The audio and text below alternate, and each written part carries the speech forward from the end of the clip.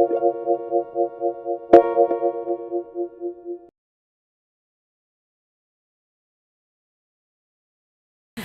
I'm Jane Wood and I work for the Department of Apparel. I teach textile technology and I touch across all the programmes that we offer because all the students that we have need to know about textiles to a greater or lesser degree. For me, a flipped classroom is something that the students will have the knowledge before they come into class. So be that they read an excerpt of a book or a journal, or they look at something on Moodle, they already have some idea of what we're going to cover in class, and they have that knowledge up front, so that by the time they get to class, they have questions ready, but they also can put that knowledge into practice with me.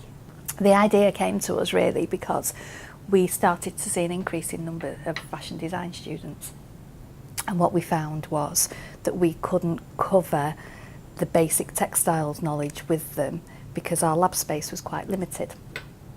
And what we found was we had to teach the students for an hour and then split them into smaller groups to get them into the labs and get them to do that practical side. And it just wasn't working, because what would happen is the students that came for the hour, if their practical was immediately afterwards, they'd all come. But then for the hour after that, there'd maybe be a few less. So by the time we got to the end of the day, they would have had the lecture in the morning and the hour's practical right at the end of the day, and we just weren't getting the students, firstly, to come in, secondly, to engage, and then thirdly, really to come away with that practical knowledge that they needed.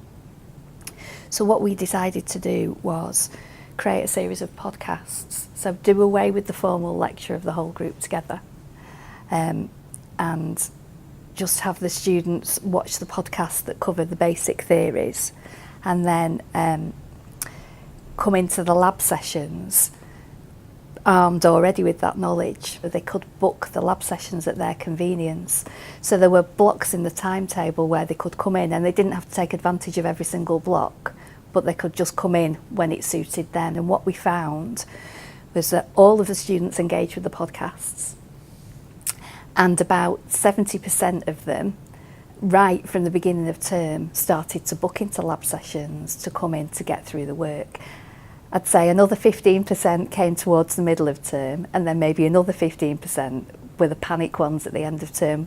But I don't think that's any different really to the sorts of levels of engagement that you would see through traditional methods.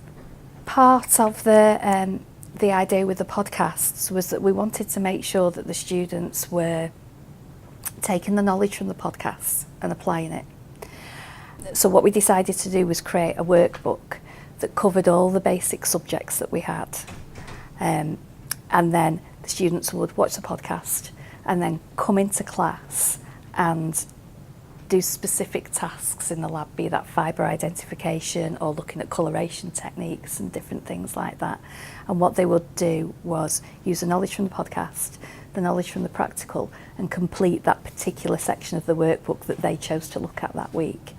So what it meant as well was that they didn't have to really do things in specific orders. So if there was something that they weren't sure about, that they weren't quite grasping, they could move on and do something else first if they felt more confident with that.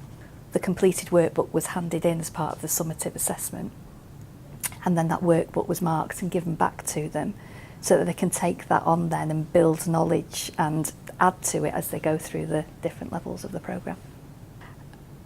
And we felt it was really important to make sure that students experienced the lab, just even if they had no further interest in it and they didn't want to pursue it, just so that they could see what we did and have an understanding, so that when they go out into industry, if somebody says, how does this fabric perform for tear strength, or is this garment durable, they have, even if it's just the sketchiest memory in the mind, they've seen it in action. And what we found was that with traditional methods of teaching, students would come to a theory session that was in a lecture theatre, and we could show them photographs and we could talk to them about what the tests were or what the textiles were and what the end uses were, how they performed. But for a lot of students, that didn't really mean anything unless they saw it in action. And because of the difficulties in timetabling, because of the volumes of students, we needed to try and engage those students to get them into the lab so they could just experience things for themselves. So using the podcasts, we could use little video clips of the technicians and myself demonstrating tests, and that sort of whetted their appetite a little bit to come in and try it for themselves. So that's why we tried this approach, really, because we felt that that was the best way of engaging the students and just getting them to come in, really. When we tried the podcasting and workbook approach, because the students could see that they were actually building up a body of knowledge that they could take away with them, out of 100 students, I think I only had about 2 that actually didn't submit anything at all. A vast majority of students had completed the work to a reasonable or very good level. And then for the students that had sort of done an okay job, maybe a borderline pass, what it meant with them was they'd actually submitted something, so they could show that they'd attempted to engage with the unit. But when they got that workbook back and they got the comments back, it meant that they could come back into the lab and say, okay, well, I need to work on this, or I didn't really understand that, or maybe my engagement wasn't what it could be.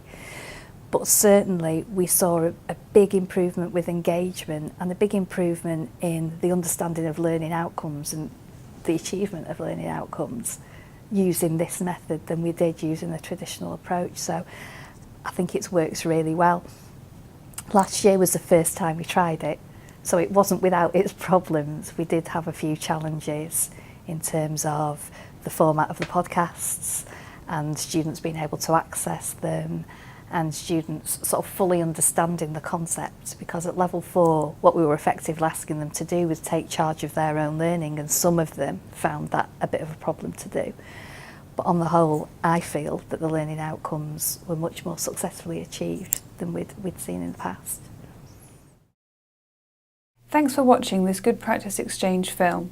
You can find loads more teaching ideas on our website.